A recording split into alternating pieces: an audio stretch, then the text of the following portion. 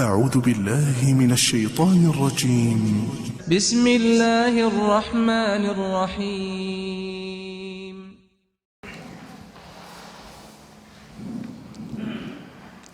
بسم الله الرحمن الرحيم. السلام عليكم ورحمة الله وبركاته.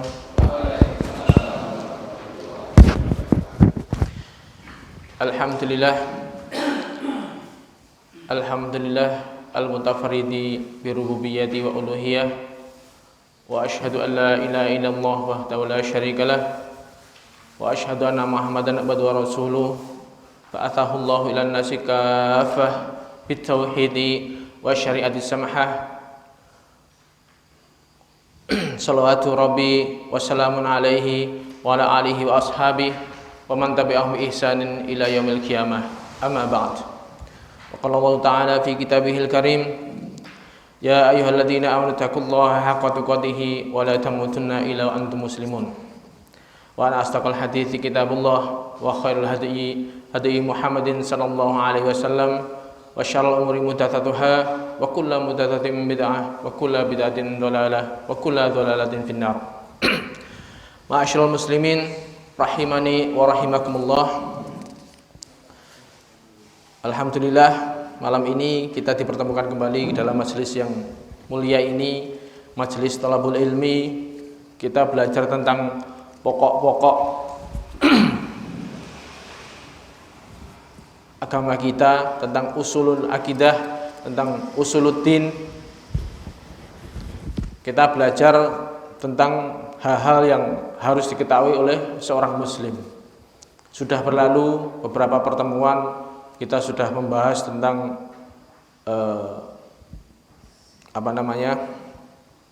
tentang mengenal tauhid, kemudian tentang 3 pertanyaan kubur. Di situ termasuk kita mengenal Rabb, mengenal Allah, mengenal Rasul, dan mengenal agama Islam. Termasuk di dalam tingkatan agama Islam, di situ ada rukun iman. Ada 6 rukun iman.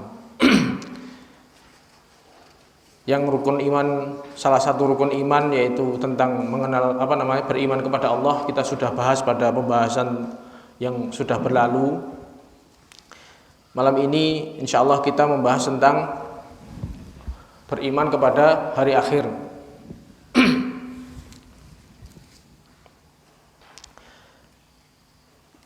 Rukun iman itu kan kemarin sudah dijelaskan bahwasanya rukun itu adalah sesuatu bagian terkuat.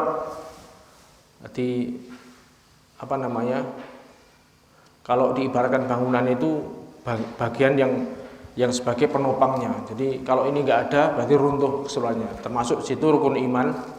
Kalau kita beriman kepada 6 hal ini, itu harus kesemuanya kita imani. Tidak boleh kita mengimani salah satu dan mengingkari yang lainnya. Kalau kemarin yang sudah kita jelaskan tentang beriman kepada Allah, itu ada di dalam rukun iman ini ada hal-hal yang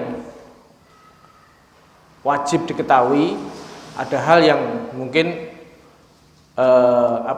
sifatnya mustahab atau mungkin boleh diketahui ketika dia sudah mempelajarinya. Hal yang wajib, yang urgent harus diketahui dalam masalah rukun iman kepada Allah adalah dia harus meyakini tentang keberadaan Allah. Kemudian dia meyakini tentang sifat rububiyahnya Allah, bahwa Allah mencipta, Allah memberi rizki, Allah mengatur segalanya. Itu kita yakin itu aja. Kita harus punya keyakinan itu. Yang ketiga, kita harus yakin satu-satunya zat, satu-satunya yang berhak diibadahi adalah Allah semata. Kemudian kita meyakini bahwasanya Allah punya beberapa nama dan sifat yang di situ tentang sifat-sifat Allah dan nama-nama Allah. Kita sudah yakin, yang penting yakin itu aja, itu yang wajib. Adapun seorang muslim jika tidak mengetahui tentang, dia enggak hafal tentang nama-nama dan sifat-sifat Allah dan pengetahuan Allah yang lain, itu tidak mengapa. Termasuk di sini rukun iman terhadap hari akhir. Hal yang wajib yang harus diketahui seorang muslim tentang hari akhir, itu yang pertama, seorang muslim harus yakin bahwasanya hari akhir itu pasti akan terjadi, tentang terjadinya hari akhir. Itu yang membedakan seorang muslim dengan non-muslim. Dia harus yakin bahwasanya kiamat itu pasti terjadi. Kemudian dia harus yakin bahwasanya setelah hari akhir itu nanti ada pembalasan. Habis itu ada surga neraka. Itu yang harus dia yakini, yang paling pokok harus dia yakini. Adapun tentang perincian hari akhir, tentang pengetahuan dia tentang mizan, tentang sirat, tentang yang lainnya, itu umpama nggak tahu, itu tidak mengapa. Tapi alangkah baiknya seorang muslim mengetahui tentang hari kiamat untuk lebih menguatkan keyakinan dia. Tapi yang paling pokok diketahui adalah dia harus yakin bahwasanya kiamat itu pasti terjadi. Dan ada pembalasan, nantinya ada surga neraka. Itu tok sebenarnya yang paling wajib. Adapun yang itu tentang perincian hari akhir itu ya, umpama seorang muslim dia nggak ngerti, itu nggak memudoroti, nggak menjadikan dia keluar dari Islam juga enggak. Paham nggih? Nah, kita sebagai thalib, sebagai penuntut ilmu, kita seharusnya mengetahui tentang hal itu. Seperti biasanya sebelum kita membahas tentang kejadian-kejadian hari kiamat, terlebih dahulu dalam pembahasan ilmiah biasanya ada pengantarnya. Kita bahas dulu pengantarnya. Makna dan dalil beriman kepada hari akhir. Hari akhir dinamakan demikian karena memang tidak ada hari setelahnya. Tidak ada lagi hari yang kita kenal yang dimulai dengan terbitnya matahari dan diakhiri dengan tenggelamnya matahari. Sudah nggak ada lagi. Begitu hari akhir berakhir, kiamat jedek, sudah putaran dunia yang biasanya kita kerjakan itu sudah nggak ada lagi. Makna beriman kepada hari akhir adalah beriman dengan segala hal yang berkaitan dengan hari akhir tersebut, mulai dari kematian, fitnah kubur, nikmat dan azab kubur, kemudian tanda-tanda hari kiamat, kemudian kebangkitan manusia, dikumpulkannya manusia, adanya perhitungan dan penimbangan amal, dan seterusnya sampai masuknya manusia ke dalam surga dan neraka. Itu adalah proses hari akhir nanti. Beriman kepada hari akhir termasuk rukun iman yang tidak sah iman seseorang bila tidak beriman dengannya. Allah berfirman, "Wa may yakfur billahi wa malaikatihi wa kutubihi wa rusulihi wal yaumil akhir faqad dhalla dhalalan ba'ida." Barang siapa yang kufur kepada Allah, kepada malaikatnya, kepada kitab-kitabnya, kepada rasul-rasulnya dan hari akhir, maka sungguh dia telah sesat dengan kesesatan yang jauh. Surat An-Nisa ayat 136. Jadi tidak meyakini adanya hari akhir seperti orang-orang kafir yang banyak diterangkan dalam Al-Quran. Itu ya, kalau sampai ada orang muslim dia tidak meyakini adanya hari akhir, maka sudah dia keluar dari Islam. Rasulullah SAW bersabda ketika ditanya tentang apa itu iman, Rasulullah menjawab, "Antu'mina billahi wa malaikatihi wa kutubihi wa rusulihi wal yaumil akhir wa tu'mina bil qadari khairihi wa syarrihi." Engkau beriman kepada Allah, malaikat-malaikatnya, kitab-kitabnya, rasul-rasulnya, dan juga hari akhir, dan engkau beriman dengan takdir yang baik maupun buruk. 6 rukun ini yang harus diketahui. Saking pentingnya pengertian ini sampai Jibril sendiri turun tangan kepada umatnya Nabi Muhammad. Beliau ikut menjelma menjadi manusia, bertanya kepada Nabi Muhammad agar menjelaskan tentang hal ini kepada manusia. Berarti ini pengertian yang memang yang agung, yang harus diketahui oleh seorang muslim.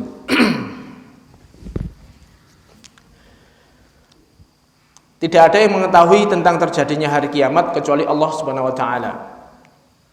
Allah berfirman, "Yas'alunaka 'anis sa'ati ayyana mursaha, qul innama ilmuha inda rabbi la yujalliha liwaqtiha illa hu."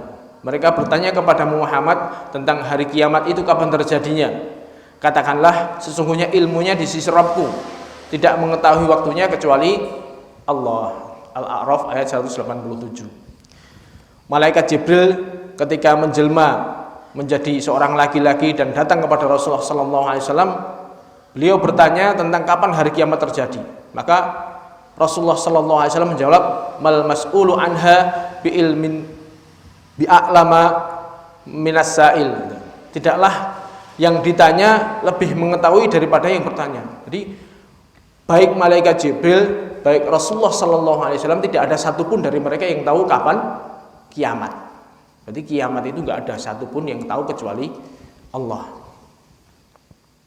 Apabila malaikat Jibril yang paling dekat dengan Allah Subhanahu wa taala dan Rasulullah sallallahu alaihi wasallam nabi yang paling dekat dengan Allah tidak mengetahui kapan terjadinya hari kiamat, maka bagaimana selain keduanya bisa mengetahuinya? Ini yang kita harus ketahui benar. Jadi terjadinya kiamat kapan itu hal yang gaib. Kalaupun sekarang ini ada orang-orang yang mengaku bisa memastikan, ini berarti Raja Saudi ini sudah begini, nanti ada pertikaian saudara, nanti berarti sudah sebentar lagi muncul Dajjal, berarti besok tahun sekian muncul kiamat. Kalau ada yang ngomong situ, omong kosong, nggak ada yang tahu seperti itu kecuali Allah. Jadi sekarang ini banyak bermunculan dai-dai cocok logi, dai mencocok-cocokkan fenomena yang ada dengan hadis-hadis yang ada, dan berani memastikan, ini terjadinya ini, berarti ini. Bahkan ada yang berapa banyak orang yang ngaku-ngaku sebagai Imam Mahdi, gitu. Ngaku sebagai Imam Mahdi, minta dibeat sehingga nanti sebentar lagi muncul Dajjal. Seperti itu fenomena zaman sekarang ini. Kalau kita seperti itu, kita tahu dalil-dalilnya bahwasanya tidak ada yang mengetahui tentang kapan terjadi kiamat kecuali Allah. Bahkan malaikat Jibril, Nabi Muhammad sendiri tidak ada yang mengetahui. Bagaimana mungkin ada orang-orang yang bisa mengetahuinya? Maka daripada kita bersusah-susah payah mengetahui kapan ya kiamat, dekat atau belum, lebih baik, lebih penting seseorang hamba itu yang berakal akan mempersiapkan bekal yang cukup untuk menghadapi hari tersebut. Kalau seorang muslim dia betul-betul multazim dengan sunnah, dia betul-betul mempersiapkan menghadapi hari akhir, dia akan menyiapkan bekal yang cukup untuk menuju perjalanan yang panjang nanti. Tidak akan disibukkan dengan hal-hal yang lain. Wis buh kiamat, buh cedak, buh jauh. Kalau memang itu terjadi, dia akan sudah punya bekal yang cukup. Itu yang harus dipersiapkan, bukan nggak usah dipusingkan dengan kapan kiamat lah. Terus menganalisa tentang tanda-tanda hari kiamat. Ini cocoknya ini, nggak perlu. Paham ya? Bahkan ada kejadian yang sangat heboh waktu itu tahun 79 itu. Pernah ada kejadian di Masjidil Haram itu, ada orang yang mengaku sebagai Imam Mahdi. Jadi kalau Imam Mahdi sudah muncul kan berarti kan dia harus dibeat. Jadi ketika di Masjidil Haram habis sholat subuh itu tahun sekitar 79, ada orang yang bernama Juhaiman. Dia merasa bahwa dia adalah Imam Mahdi dengan bala tentaranya. Bahkan di situ kebetulan waktu itu setan ikut bermain di situ. Jadi ada beberapa orang itu diberi mimpi hal yang sama. Si fulan, ada beberapa orang di masjid itu dikasih mimpi bahwasanya si Juhaiman ini adalah Imam Mahdi, dikasih mimpi seperti itu. Sehingga ketika waktu habis sholat subuh, si Juhaiman ini ngerebut mic gitu kan, memproklamirkan bahwa dia adalah Imam Mahdi dan dia harus dibeat. Waktu itu dia menyelundupkan senjata otomatis itu, laras panjang otomatis itu melalui jenazah. Kan biasa toh kalau habis di Masjidil Haram itu habis sholat fardu pasti ada sholat jenazah tuh. Nah, itu senjatanya diselundupkan lewat situ. Akhirnya terjadi kayak semacam pengepungan. Alhamdulillah waktu itu Imam Subair kalau salah itu bisa melarikan diri, nyelinap, bahkan beliau berterima kasih kepada jamaah Indonesia karena bisa nyelempit ke termasuk jamaah Indonesia itu. Ada yang sampai seperti itu. Karena keyakinan yang batil seperti itu. Ya alhamdulillahnya bisa dipadamkan, pemberontakan itu bisa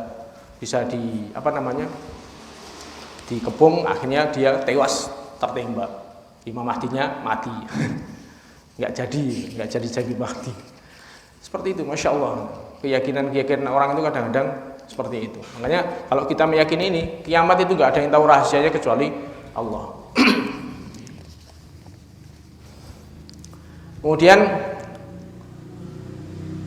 pembahasan selanjutnya adalah bekal perjalanan menuju akhirat. Perjalanan menuju negeri akhirat adalah perjalanan yang sangat panjang. Seorang hamba membutuhkan bekal yang cukup agar sampai ke dalam surga Allah dengan selamat. Bekal tersebut adalah takwa kepada Allah. Allah Subhanahu wa taala berfirman, wa tazawwadu fa inna khairaz zadi taqwa. Hendaklah kalian berbekal, maka sesungguhnya sebaik-baiknya bekal adalah ketakwaan. Al-Baqarah ayat 197. Jadi kita mempersiapkan untuk menuju perjalanan yang sangat panjang. Jadi dunia ini kalau bisa digambarkan ini marhalah yang paling pendek, tapi justru di dalam marhalah dunia ini yang sangat menentukan nanti perjalanan selanjutnya. Ini penentuannya di dunia ini. Ketika nanti sudah hari akhir sampai nanti surga neraka, perjalanannya sangat panjang. Itulah nanti dibutuhkan bekal-bekal yang cukup. Kalau enggak, ya itu tadi jurusannya kan cuma 2, surga, neraka. Luar biasa ini. Kalau kita selalu mengingat-ingat tentang hari akhir, kita enggak akan melalaikan satu detik pun tentang waktu-waktu yang kita lalui di dalam dunia ini untuk persiapan perjalanan panjang ini. Bertakwa kepada Allah adalah melaksanakan perintah Allah berdasarkan dalil yang sahih dengan niat mengharap pahala Allah Subhanahu wa taala dan menjauhi kemaksiatan kepada Allah Subhanahu wa taala berdasarkan dalil yang sahih karena takut dengan azab Allah Subhanahu wa taala. Jadi dia selalu berusaha di dalam marhalah yang paling pendek ini di dunia ini, dia tidak menyia-nyiakan waktu. Bahkan hitungannya sedetik pun atau selalu dia berusaha untuk menjalankan ketaatan, menjauhi larangan sampai dia meninggal. Itu kalau dia selalu sadar loh. Makanya disitulah fungsi kita beriman kepada hari akhir itu di situ. Kita yakin bahwa kita menempuh perjalanan panjang. Tapi kalau kita bekalnya nyantai-nyantai, kita mengisi bekalnya ini dengan bekal yang sing penting sholat, sing penting orang ngeleki wong, itu tak ya akan susah nanti. Bagaimana nanti perjalanan yang akan kita lalui nanti akan sangat memberatkan. Orang yang berbahagia kelak adalah orang yang bersabar di dunia ini dan istiqomah untuk mengumpulkan bekal yang cukup bagi perjalanan yang sangat panjang tersebut. Mereka lah orang-orang yang tidak akan takut dengan apa yang akan mereka hadapi dan mereka tidak akan bersedih dengan apa yang sudah mereka tinggalkan. Allah Subhanahu wa taala berfirman, "Innal ladzina qalu rabbunallahu tsumma istaqamu fala khaufun 'alaihim wa lahum yahzanun." Surat Al-Ahqaf ayat 13. Sungguhnya orang-orang yang mengatakan Rabb kami adalah Allah, dia bertauhid dengan sungguh-sungguh bertauhidnya dengan murni, kemudian mereka beristiqomah di dalam tauhidnya, maka tidak ada ketakutan atas mereka dan tidak akan bersedih. Maka orang yang seperti ini dia istiqomah di dalam menempuh di dunia ini, dia bertauhid dengan sungguh-sungguh, memurnikan tauhidnya, menjauhi segala macam kesyirikan dan segala macam hal-hal yang merusak tauhidnya sampai dia mati, maka dia akan besok ketika hari kiamat yang sangat melelahkan dan panjang ini, dia tidak akan tidak akan takut dan tidak akan sedih. Ini yang kita harapkan besok. Karena di sana nanti ya akan melalui banyak ketakutan-ketakutan. Semua orang takut. Dan orang yang celaka di akhirat adalah orang yang mengikuti hawa nafsunya ketika di dunia dan dia lalai dengan hari pembalasan. Allah Subhanahu wa taala berfirman, "Inna haula yuhibbunal ajilata wa yadharuna wara'ahum yawman tsakila." Sesungguhnya mereka mencintai kehidupan dunia dan meninggalkan hari yang berat yang ada di belakang mereka. Ini orang-orang yang lalai seperti ini dan banyak di antara kita seperti itu. Kita seakan-akan hari kiamat itu masih jauh dan itu bukan suatu yang penting, sehingga di dunia ini dia akan menikmati waktunya tanpa menambah pundi-pundi pahalanya. Ini betapa ruginya orang yang seperti ini. Masih mending kalau itu dia bermaksiat kepada Allah bahkan sampai merusak tauhidnya, maka orang-orang seperti ini adalah orang-orang yang celaka. Dia tidak peduli dengan melalaikan hari yang sangat berat yang akan menantinya besok. Ini Masya Allah. Makanya itulah diharapkan kita selalu mengingat tentang hari akhir ini seperti itu, agar kita di dunia ini tidak lalai. Taib. Kemudian termasuk ketakwaan tadi, yaitu menjalankan perintah Allah itu bekal menuju akhirat.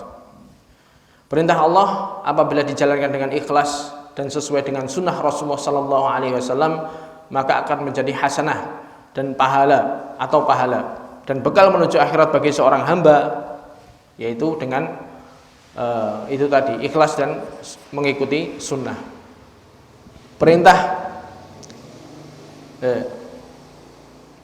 Perintah yang paling dicintai oleh Allah adalah apa yang Allah wajibkan. Rasulullah bersabda, Allah berkata, "Wa ma taqarraba ilayya 'abdi bi syai'in ahabba ilayya mimma aftaradhat 'alaihi." Dan tidaklah hambaku bertakarrub kepadaku dengan sesuatu yang lebih aku cintai daripada apa yang sudah aku wajibkan atasnya. Jadi Allah itu termasuk tadi bertakwa tadi. Bekal yang diminta adalah ketakwaan. Ketakwaan itu menjalankan perintah Allah. Dan perintah Allah yang paling Allah cintai adalah yang Allah wajibkan. Apa itu? Salat 5 waktu, kemudian puasa Ramadan di bulan Ramadan, zakat wajib, zakat mal, kemudian haji, itu semua amalan-amalan yang Allah cintai. Dan pahalanya itu ya mesti yang paling besar. Kita bisa bayangkan bagaimana seorang menjalankan sholat qobliyah subuh, itu pahalanya dunia dan seisinya. Gitu. Barang siapa yang sholat qobliyah, sholat al-fajri khairum minad dunya wa ma fiha. Sholat 2 rakaat sebelum subuh, itu pahalanya melebihi dunia dan seisinya. Itu sholat sunnahnya. Bagaimana pahala sholat wajibnya, sholat subuhnya sendiri bagaimana? Itu pasti jauh lebih besar lagi. Semua pahala-pahala yang Allah perintahkan menjadi amalan wajib itu pahalanya pasti besar. Tapi resikonya ketika ditinggalkan juga berat. Dosanya juga besar kalau itu ditinggalkan. Puasa Ramadan, bagaimana kita pahalanya yang sudah berlalu penjelasan tentang hadis-hadis keutamaan bulan Ramadan. Kemudian zakat, haji juga luar biasa. Ini hal yang paling wajib harus kita kejar dulu. Seorang muslim target utamanya adalah mengerjakan ibadah-ibadah wajib dulu. Oleh karena itu seorang muslim hendaknya memperhatikan kewajiban-kewajiban yang telah Allah wajibkan atasnya dan melaksanakan kewajiban tersebut dengan sebaik-baiknya. Kewajiban di sini adalah kewajiban yang berkaitan dengan hak Allah seperti tauhid, salat 5 waktu, puasa Ramadan, haji bagi yang wajib dan lain-lainnya. Ini yang harus kita perhatikan. Tauhid terutama, karena itu bisa pondasi utama. Kita semua sholat ibadah kita diterima apa enggak, itu barometernya tauhid kita. Kalau tauhid kita masih lurus, semua ibadahnya juga akan diterima. Kalau tauhidnya rusak, dia menyekutukan Allah dengan apapun itu, keyakinan-keyakinan batil yang sudah dijelaskan dalam penjelasan sebelumnya, maka semua ibadahnya akan sia-sia. Lain asyrakta la yahbatanna amaluk wa la takunanna minal khasirin. Itu Nabi Muhammad. Wahai Muhammad, jika kamu syirik kepada Allah, syirik itu kan penjelasannya banyak kemarin, maka seluruh amalanmu akan lebur dan kamu termasuk orang yang rugi. Ini Nabi Muhammad, apalagi kita sama, lebih parah lagi. Dan juga ada yang berkaitan dengan hak makhluk, seperti menafkahi orang yang menjadi tanggungan, berbakti kepada orang tua dan lain-lain. Ini termasuk juga kewajiban kita. Menafkahi keluarga itu juga kewajiban. Kemudian berbakti kepada orang tua juga kewajiban. Ini pahalanya luar biasa. Pahalanya luar biasa. Makanya Allah mengangkat derajat mereka, orang-orang yang seperti ini. Kemudian apabila seorang hamba memiliki waktu dan kemampuan, maka hendaknya dia menambah bekal dengan berbagai amal soleh yang mustahab atau disunahkan. Nah, ini berarti yang paling prioritas. Jadi kita tahu skala prioritasnya. Bekal yang akan kita kumpulkan sekarang ini untuk bekal besok adalah yang pertama, yang wajib-wajib dulu, jangan sampai ketinggalan. Kita kerjakan semuanya yang wajib. Kita sudah punya bekal yang wajib dulu, ini aman sudah. Kalau kita kerjakan yang wajib ini aman. Kalau kita masih punya luang, masih punya waktu luang lagi, maka kita kerjakan amalan-amalan yang tingkatannya di bawahnya itu, mustahab, enggak wajib. Umpama enggak dikerjakan juga dosa, tapi dikerjakan pahalanya besar. Seperti sholat-sholat sunnah, puasa-puasa sunnah, sedekah sunnah, membaca Al-Quran dan lain-lain. Yaitu memilih di antara amalan tersebut yang bisa dia kerjakan dengan baik dan bisa dilakukan secara terus-menerus. Nah, ini yang bisa dikerjakan terus-menerus. Dia ngukur dirinya. Aku kok nek kuat poso kok koyone dia seandainya dia kuat nahan lapar, ya usahakan untuk puasa-puasa sunnah itu dibanyakin. Kemudian kalau lapang hartanya ya banyak sedekah sunnah setelah yang wajib dulu tadi, zakat malnya ditunaikan. Kemudian membaca Al-Quran, sedekah dan lain sebagainya. Selama dia punya amalan-amalan yang bisa dia rutinkan. Berarti kan tadi prioritas kedua, dia punya amalan-amalan yang bisa menambah pundi-pundi pahalanya tersebut, meskipun dia tidak sampai wajib. Kemudian di antara amalan besar yang besar pahalanya adalah menuntut ilmu agama, zikrullah, jihad di jalan Allah, akhlak yang baik, berdakwah di jalan Allah dan lain-lain. Ini juga ditambah lagi kalau masih mampu, dia waktunya masih luang, ya tambahlah dia ngaji, banyak menambah bekal ilmu, itu akan menambah keimanannya. Orang kalau semakin menambah keimanannya, dia akan semakin takaran khusyuknya itu akan beda. Jadi nilai pahala sama-sama kita sholat tadi, kalau dia semakin keimanannya semakin kuat, itu nilai pahalanya akan beda. Makanya Ibnu Qayyim menjawab, sama-sama dua orang ini sholat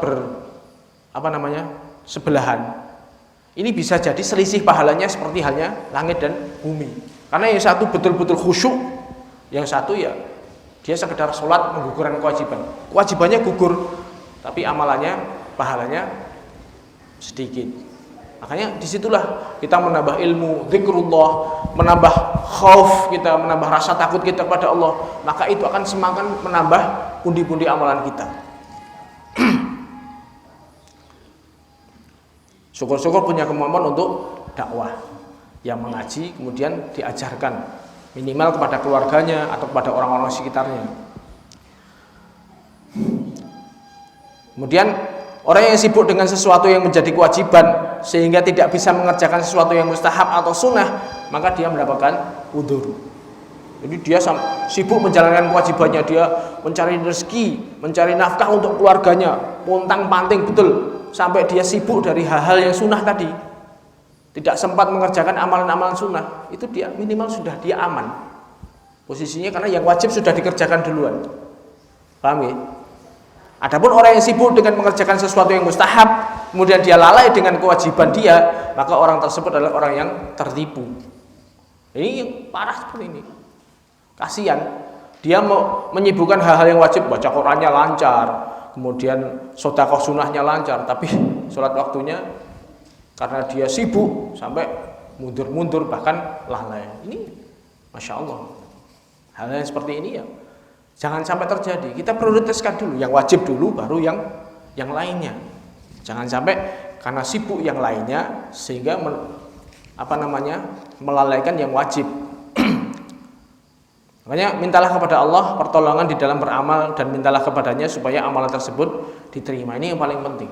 Kita amal, tidak mesti semua yang kita kerjakan itu diterima oleh Allah. Makanya termasuk salah satu akidahnya Ahlus Sunnah wal Jamaah, dia selalu merasa takut. Wa qulubuhum wajilatun walladzina atau yunfiqun wa qulubuhum wajilatun, surat Jadi orang iman itu adalah orang-orang yang dia memberikan hartanya, tapi dia merasa takut apabila amalannya nggak diterima. Dia selalu merasa takut, sehingga dia tidak merasa puas dengan amalan-amalan yang sudah dia kerjakan, dan dia tidak merasa bahwasanya amalan yang dia kerjakan pasti diterima. Enggak. Dia masih ada kekhawatiran sedikit, minimal ada kekhawatiran bahwasanya amalan tidak terima. Makanya disitulah kita khawatir dengan amalan kita tidak diterima, kita akan berusaha beramal sebanyak-banyaknya, sebaik-baiknya agar amalan kita diterima. Dan kita bermohon, dan termasuk salah satu usahanya, dia doa agar amalannya diterima. Rabbana taqabbal minna. Seperti halnya Nabi Ibrahim ketika membangun Ka'bah.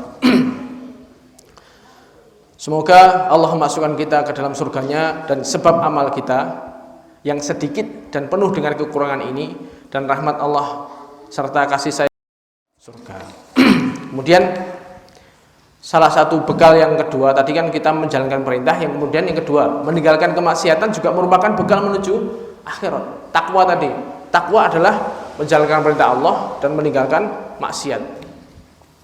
Meninggalkan maksiat itu juga merupakan persiapan menuju akhirat. Meninggalkan kemaksiatan apabila dilakukan karena takut kepada Allah berdasarkan dalil yang sahih, maka ini akan menjadi pahala bagi seorang hamba. Sebaliknya, kemaksiatan apabila dilakukan seorang hamba, maka itu menjadi sayyi'ah atau dosa yang membahayakan keselamatan dia di akhirat kelak. Ini yang harus kita ketahui dulu. Jadi takut karena Allah berdasarkan dalil yang sahih. Kita nggak mau mengerjakan ini karena dalilnya ini haram, ini haram, ini haram, ini makruh misalnya. Ini semuanya kita usahakan yang haram mutlak kita harus tinggalkan sejauh-jauhnya. Ya, adapun yang makruh misalnya hukumnya makruh ya lebih baik kita tinggalkan. Karena dengan demikian itu akan mengantarkan kita membuat pundi-pundi amalan kita menjadi bertambah. Adapun dosa itu bertingkat-tingkat, maksiat dosa itu bertingkat-tingkat. Dosa yang paling berbahaya adalah dosa yang mengekalkan pelakunya di dalam neraka apabila dia mati dan dia bertobat dan dia tidak bertobat. Ini yang paling harus kita waspadai. Tiga dosa ini. Yang pertama adalah kufur besar.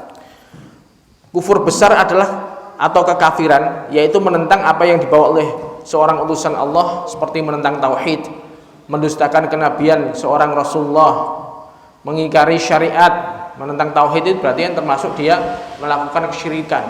Melakukan kesyirikan dia berdoa kepada selain Allah, menyembelih kepada selain Allah, bernazar kepada selain Allah. Hal-hal yang dijelaskan di dalam silsilah pertama. Kemudian mendustakan kenabian nabi, atau mungkin mendustakan bahwasanya nabi adalah rasul yang terakhir, dan mengingkari syariat padahal dia mengetahui bahwasanya adalah syariatnya. Dia tahu bahwa tapi dia mengingkari, atau mengejek dan mengolok-olok Allah dan Rasulnya dan juga ayat-ayatnya dan lain-lain. Itu juga termasuk kekufuran. Allah berfirman, walladzina kafaru wa kadzdzabu bi ayatina ulaika ashabun nari hum fiha khalidun. Orang yang kufur dan mendustakan ayat-ayat kami, merekalah penghuni neraka, mereka kekal di dalamnya. Ini yang paling berbahaya itu ketika ada ancaman dia kekal di dalamnya. Berarti dia mati dan tidak bertobat dari maksiat tersebut, yaitu kekufuran. Dia mengingkari syariat. Dia tahu bahwasanya ini diwajibkan, ini adalah syariat Allah, tapi dia mengingkari, saya nggak mau. Dengan adanya seperti itu berarti dia masuk ke dalam kekufuran. Dan yang kedua, syirik. Syirik ini lebih khusus daripada kufur. Setiap syirik adalah kekufuran, tapi tidak semua kekufuran adalah syirik. Paham ya? Jadi semua syirik itu adalah kufur, tapi tidak semua kufur itu masuknya ke dalam syirik. Syirik itu menyekutukan Allah dengan sesuatu yang selain Allah, yang seharusnya sesuatu itu hanya kepada Allah. Berdoa misalnya, menyembelih itu hanya kepada Allah, tapi dia memberikan kepada selain Allah meskipun tujuannya untuk mendekatkan diri kepada Allah atau mencari syafaat nanti di hari akhir. Tujuannya itu, meskipun itu ketika dilakukan dia masuk ke dalam syirik. Tapi syirik ini lebih khusus. Jadi kalau kufur tadi dia tidak semua yang kufur tadi syirik, tapi semua syirik adalah kufur. Tapi dua-duanya sama, mengekalkan pelakunya ke dalam neraka. Innahu may yusyrik billah faqad haramallahu 'alal jannah wa ma'wahun nar wa ma lidh-dhalimin min ansar. Jadi sungguhnya siapa yang menyekutukan Allah, maka sungguh Allah Subhanahu wa taala mengharamkan atasnya surga dan tempat kembalinya adalah neraka, dan tidak ada penolong bagi orang-orang yang zalim. Zalim adalah syirik. Yang ketiga adalah nifak besar, kemunafikan yang akbar, munafik akbar, yaitu orang yang menyembunyikan kekufuran di dalam hati dan menampakkan keimanan dengan lisan dan perbuatan, seperti halnya yang dilakukan oleh orang-orang munafik pada zaman Rasulullah SAW. Mereka pada dasarnya mereka aslinya kufur, mereka itu kafir, tidak percaya dengan syariat-syariat yang dibawa oleh Nabi Muhammad, membencinya bahkan. Tapi karena posisinya waktu itu lemah, kalau dia tidak ikut Nabi Muhammad, dia akan dimusuhi, akan dikucilkan atau dikeluarkan, diusir dari Madinah misalnya. Karena itulah mereka hatinya kufur, tapi dia seakan-akan menampakkan keislamannya. Ya seperti ini ya, dosa besar. Bahkan lebih besar dosanya daripada kafir yang jelas menampakkan kekafirannya. Dan di akhirat azab mereka lebih dahsyat. Allah berfirman, innal munafiqina fit tarkil asfali minan nar walan tajid lahum nasira. Orang-orang munafik itu berada di lapisan paling bawah dari neraka dan engkau tidak akan mendapatkan penolong bagi mereka. Ini dosa mereka seperti itu, karena menampakkan seakan-akan mereka beriman tapi sejatinya hatinya mereka kafir. Orang-orang zaman sekarang ya seperti itu, seakan-akan dia Islam tapi sejatinya dia merongrong Islam dari dalam. Hatinya benci kepada Islam, benci kepada syariat Islam, dan dia bahkan membantu musuh-musuh Islam untuk menghancurkan Islam. Orang seperti ini ya ada. Makanya orang-orang seperti ini dosanya sangat besar. Alhamdulillah yang telah memberikan kita petunjuk kepada Islam. Kalau bukan karena Allah, niscaya kita tidak akan mendapat petunjuk. Semoga Allah memberikan kita ketetapan hati di atas agama Islam ini sampai kita bertemu dengannya. Ini kita harus selalu berdoa seperti ini. Jadi 3 hal tadi yang paling besar, yang semua dosa, 3 dosa besar ini 3 dosa ini membahayakan, yang bisa membuat pelakunya kekal di neraka. Jadi karena ini temanya tentang perjalanan akhirat, kita hindari. Karena kalau sudah melakukan 3 ini ya wis, nanti kesananya wis jelas itu nanti. Kemudian dosa-dosa besar dan dosa-dosa kecil. Ada dosa lagi tingkatannya di bawah tadi. Kan tadi dosa yang sampai membuat pelakunya keluar dari Islam, kemudian kekal masuk neraka. Nah ini ada yang tingkatannya di bawahnya itu. Di antara dosa-dosa yang berbahaya bagi seorang hamba di akhirat adalah orang yang melakukan bid'ah. Tapi bid'ah ini yang tidak sampai mengkafirkan pelakunya. Jadi bid'ah itu ada 2, ada bid'ah yang mukafarah, ada bid'ah yang mufassiqah. Bid'ah yang sampai membuat pelakunya keluar dari Islam ada. Ya bid'ah akidah yang dia sampai seperti bid'ahnya Syiah Rafidhah yang menganggap mencela para sahabat, kemudian menganggap Al-Qur'an ini kurang. Mereka punya Al-Quran sendiri, bahkan syariat sendiri, menganggap bahwasanya Allah salah menurunkan kenabian, itu harusnya diturunkan kepada Ali kok, kepada Nabi Muhammad misalnya. Ini bid'ah mereka yang sampai membuat keluar dari Islam. Tapi ada bid'ah itu yang sampai yang tingkatannya di bawahnya itu. Bid'ah yang mungkin ya kita lihat pelaku bid'ah yang ada di sekitar kita. Mereka melakukan bid'ah tapi tidak sampai membuat pelakunya keluar dari Islam. Bid'ah secara istilah adalah cara yang diada-adakan di dalam agama yang menyerupai syariat, dimasukkan untuk berlebihan di dalam taqarrub kepada Allah. Ini orang pelaku bid'ah itu mesti dia akan menganggap bahwasanya apa yang dilakukan itu kebaikan, dan dia salah satu wasilah untuk mendekatkan diri kepada Allah. Mesti caranya itu pujian-pujian lah, dengan ritual-ritual yang diada-adakan yang tidak ada tuntunannya.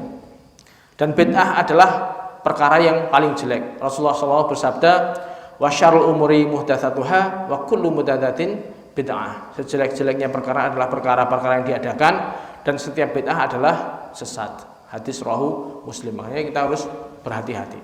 Orang yang melakukan bid'ah seakan-akan menganggap agama yang dibawa oleh Rasulullah SAW belum sempurna, dan seakan-akan dia telah menuduh Rasulullah SAW mengkhianati risalah Allah. Ini konsekuensinya. Misalnya orang yang melakukan perbuatan bid'ah ini, dia menganggap bahwasanya wah, zaman Nabi tidak ada tuntunannya, tapi dia membuat cara-cara baru untuk mendekatkan diri pada Allah. Oh, ini baik kok. Mesti kan alasannya gitu kok. Ini kan baik, seperti ini kan hal yang baik. Tapi dengan adanya dia seperti itu, konsekuensinya dia menuduh bahwasanya Rasulullah SAW tidak ngerti apa yang dia tahu.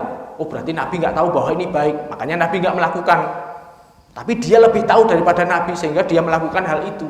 Itu konsekuensi daripada perbuatan bid'ah. Dan dia menuduh bahwasanya Nabi mengkhianati risalah. Berarti Nabi tidak menyampaikan apa yang Allah perintahkan. Sehingga menurut dia lebih tahu tentang apa? Dia melakukan hal yang Nabi nggak tahu misalnya. Berarti dia melakukan itu kebaikan sehingga menganggap Nabi sebenarnya tahu tapi tidak menyampaikan. Jadi konsekuensinya seperti itu, dan itu berat, saudara, berat, dosa yang besar.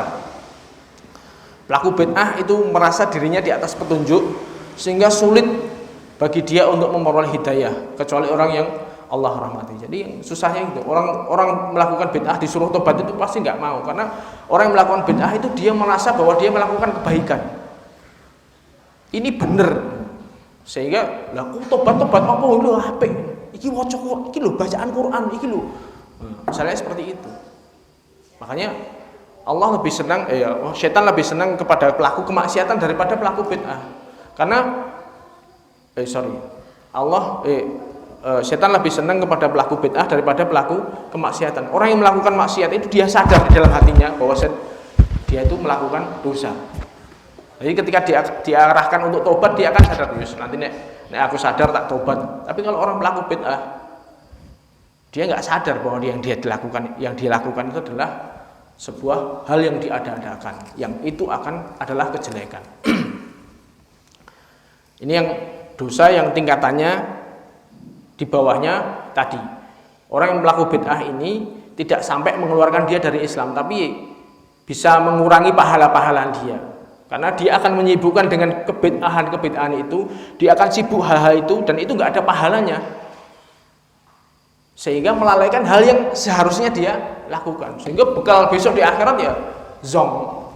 Bahayanya di situ, sehingga dia harapkan besok di akhirat dia punya harapan besar bahwasanya bekalnya cukup, ternyata nggak ada faedahnya. Ini yang membahayakan dia, meskipun tidak sampai mengeluarkan dia dari Islam, karena kewajiban-kewajibannya tetap dia lakukan. Di antara dosa yang berbahaya lagi di bawahnya bid'ah adalah dosa-dosa besar, yaitu semua dosa yang diancam pelakunya yang dengan hukuman di dunia atau laknat dari Allah dalam dalil-dalilnya itu, atau amarah dari Allah, atau diancam dengan neraka. Jadi dalil-dalil tentang dosa ini adalah semuanya biasanya ancaman Allah, laknat Allah, atau amarah Allah kepada dia. Itu dosa-dosa besar semuanya, seperti zina, mencuri, riba, durhaka kepada orang tua, membunuh tanpa hak, dan lain-lain. Semuanya dosa ini kalau kita lihat dalilnya ngeri. Misalnya pelaku riba, wamalam yafal dzalik, barang siapa yang tidak mau menjauhi riba, maka dia bersiaplah, dia mengajak perang Allah Rasul. Itu kan ngeri tuh dalil-dalilnya seperti itu. Orang yang membunuh tanpa hak misalnya, wa may yaqtul mu'minan muta'ammidan fajaza'uhu jahannamu khalidan fiha wa ghadiballahu alaihi wa ala ahlamullah. Misalnya orang yang membunuh tanpa hak, dia akan dilaknati oleh Allah, dia akan dimasukkan ke dalam neraka. Ancaman-ancaman berat. Meskipun itu nanti ya tidak mesti langsung membuat dia otomatis masuk neraka, ya enggak, tergantung nanti timbangan amalannya. Tapi itu membahayakan karena kaitannya dengan bekal nanti di akhirat. Kalau dia pelaku dosa besar, otomatis dia akan banyak menggerus amal solehnya. Kalau itu ditimbang misalnya, itu banyak akan membuat bekal dia itu kurang. Kemudian di bawahnya lagi yaitu dosa-dosa kecil, yaitu dosa-dosa yang tidak sampai kepada dosa-dosa besar. Seperti misalnya seorang laki-laki melihat kepada aurat wanita yang tidak halal baginya dan lain-lain. Ya misalnya kita zaman medsos sekarang ini, bagaimana kita interaksinya, banyak sekali di situ aurat-aurat wanita yang tersebar di situ. Banyak hal-hal yang bisa melalaikan hati kita.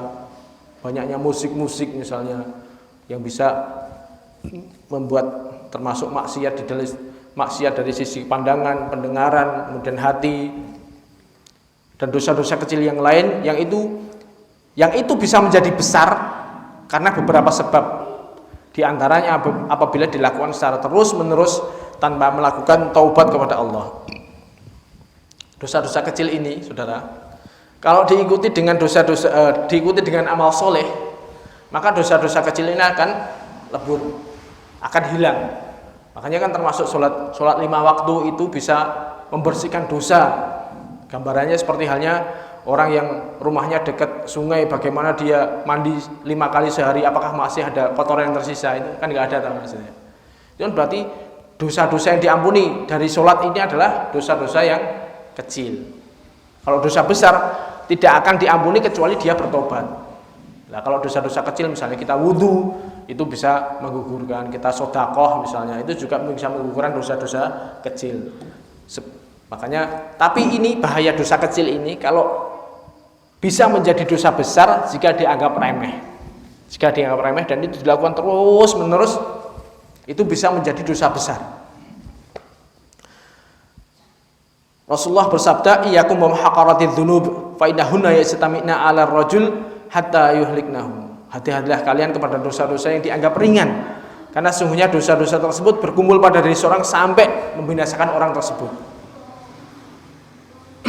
Ini bahaya di situ. Jadi kita dosa kecil, kita asalkan kita sadar bahwasanya yang kita lakukan ini adalah dosa, insya Allah hati kita akan takut. Tapi yang bahaya adalah kita melakukan dosa kecil, tapi kita nggak sadar dan kita tidak bertobat dari dosa-dosa itu dan dilakukan terus-menerus sehingga bisa menjadi dosa besar. Yang itu akan mempengaruhi bekal kita besok di akhirat. Bahaya. Kemudian dosa berupa kezaliman kepada orang lain, baik berupa harta, kehormatan maupun fisik, akan menjadi penyesalan di hari kiamat nanti apabila tidak meminta halal di dunia ini. Ini yang termasuk hal-hal yang seperti itu. Itu tadi kan semuanya kaitannya dengan diri kita, persiapan diri kita sendiri. Berarti kan pahala dosa ini masing-masing diri. Lah, kalau ini kezaliman dan lain sebagainya kita muamalah dengan orang lain, ini bisa jadi kita sudah mengumpulkan bekal yang banyak seakan-akan, tapi bekal kita akan kita kasihkan kepada orang lain karena kezaliman kita, karena lisan kita, karena ghibah kita dan lain sebagainya, yang akhirnya bisa bekal kita yang seharusnya cukup untuk besok di akhirat malah berkurang. Itulah yang bisa kita sampaikan pada halaqah kali ini. Dan sekali lagi kita ingatkan bahwasanya kita harus selalu ingat, kalau seorang muslim selalu mengingat-ingat hari akhir, itu dia akan sering menghisap dirinya. Bekalku sudah cukup apa belum? Bagaimana nanti persiapanku besok menghadapi hari akhir ini? Itu yang bisa kita sampaikan. Sampai bertemu pada pertemuan berikutnya. Wabillahi taufik wal hidayah. Subhanallah wa bihamdika asyhadu an la ilaha illa anta astaghfiruka wa atubu ilaik. Assalamualaikum warahmatullahi wabarakatuh.